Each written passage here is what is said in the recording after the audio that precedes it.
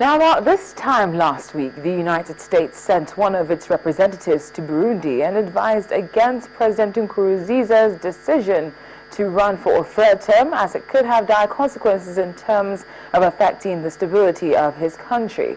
He and his supporters remained adamant and are still adamant on the matter, saying his first term didn't count because he was handpicked by Parliament. To make things even better for the president, Mr. Nkurunziza, a constitutional court also ruled in his favor yesterday, stating the same reason given by him and his supporters. Now, no matter which side claims to be right, the human cost continues to escalate daily.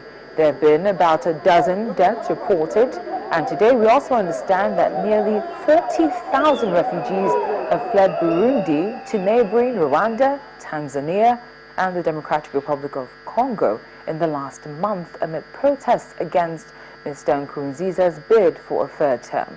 That figure was given by the United Nations after more than a week of demonstrations, which have plunged the African nation into its worst crisis since an ethnically charged civil war ended in 2005. At least 24,795 people have gone to Rwanda. Tanzania had taken in 6,966 people, and 7,319 have fled to Congo, as you can see right there on your screen. The number has been rising steadily on a daily basis, and diplomats say many people have left to stay with relatives in neighboring states and are not being registered as refugees in host countries. So as you can see, that situation is still a very unfortunate one, which is unfolding badly on a daily basis.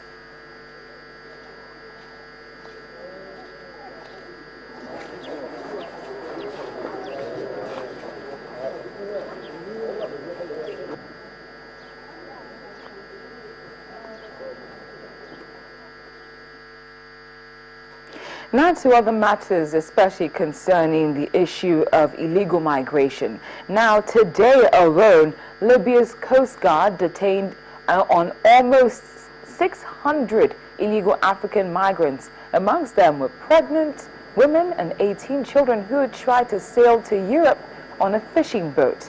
The North African country, gripped by violence and a breakdown of state authority 4 years after the ousting of Muammar Gaddafi, has turned into a major hub for human traffickers smuggling African migrants by boat to Italy.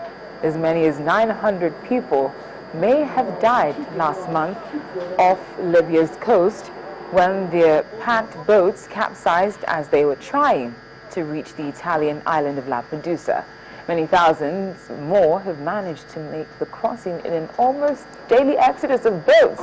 Libya's coast guards have few resources and rely on fishing and tugboats to combat human trafficking, as the central state authority has collapsed across the oil producer, what with competing governments and a dozen of armed groups battling each other.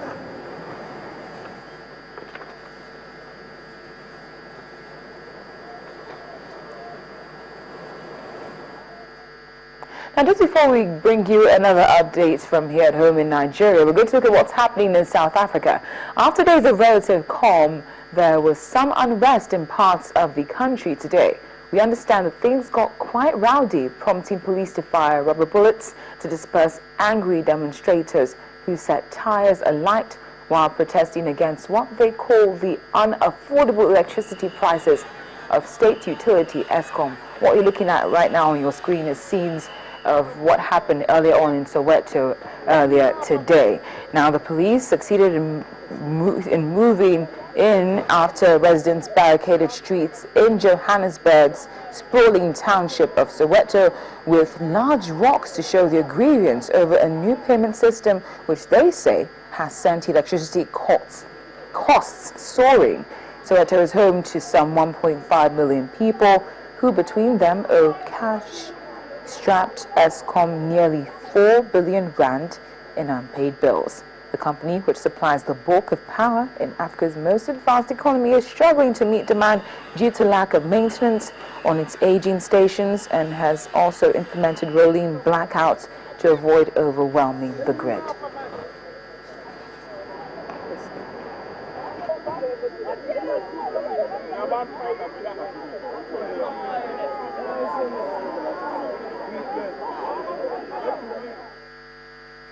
Now, right here in Nigeria, we're going to be looking at what's happening concerning the removal of fuel subsidy. The House of Representatives has unanimously voted to retain the petroleum subsidy. The motion was moved by a PDP lawmaker from Kogi State, Mr. Sunday Karimi, who stated clearly that the labor unions have strongly opposed any attempt to remove the subsidy and going ahead may set them on a collision with the organized labor. Our correspondent, Larry Lasisi, has more. These are familiar sights to many Nigerians. Lines of vehicles at the few petrol stations that have the product. It's an issue this lawmaker wants the House of Representatives to debate. In a motion of urgent public importance, he said the scarcity being experienced by motorists is unnecessary. Worried that as a result of this non-availability, prices on the product have skyrocketed.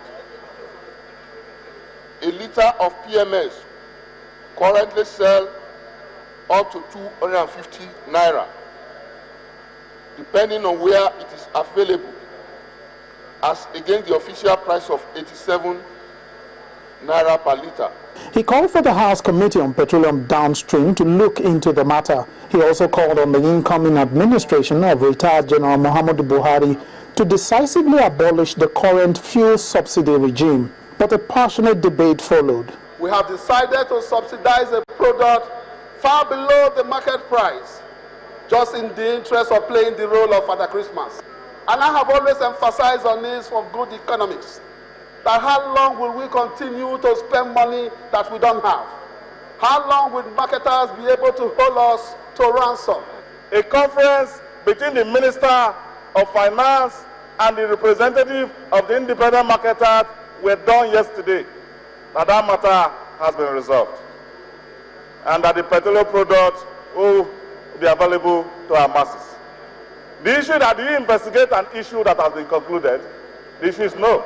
Even the presiding officer had issues with the motion. Proposing to legislate for the incoming administration, I also find that a bit disturbing. So I think it could make a lot of sense for us to come up with a prayer that is passable. It was then time for the vote. Amanda, say aye. Those against, say no. The nays have it. For most Nigerians, their prayer will be that the problems in the petroleum sector will be addressed decisively so that these images will become part of history. Lanre Lasese, Channels Television News. Well, I, for one, certainly hope that those images become part of history, but that's where we're going to have to leave it on this episode of Network Africa. And, of course, we'd like to hear from you here on the program. Feel free to reach out to us either via email or Twitter. The address and handle are right there on your screen.